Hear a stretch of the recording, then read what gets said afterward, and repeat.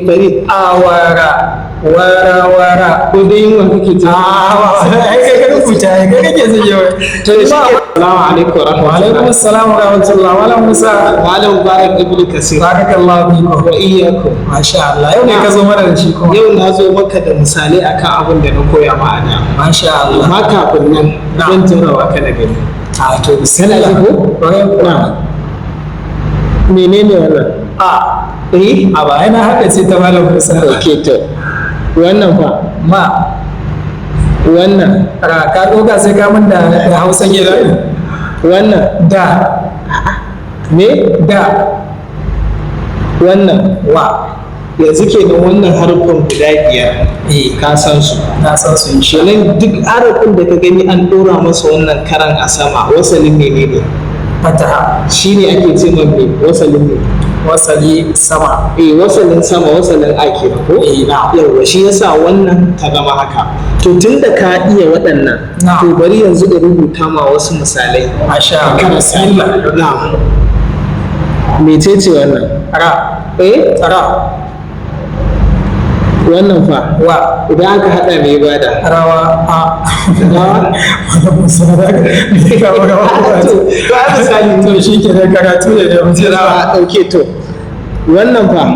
mecece da wannan ra in ka hada mai baka dara dara ko yawwa to idan na zo na ma haka bari in ma dogon rubutu aha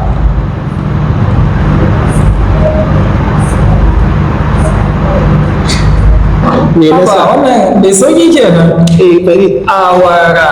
wara ko dai yin wanda kake ji ai kai ka rubuta ai kai kake son yawa to shi ke ba ba ne rubuta su ba ka tabbatar da kan mecece wannan wannan wa wannan ra wannan da wannan ra wannan ma in ka awara da rama masha Allah da rama to kai da yanzu da ka take zan wa waɗannan lambobi ka gani ko zuwa 4 5 to idan ina so ka rubuta mun adama da ko namba ka ce rubuta namba kaza rubuta mun adama to shi ke ai kai za ka faɗa to dauko namba ta 5 namba ta 5 a ke ga namba ta 5 adama ka ce ko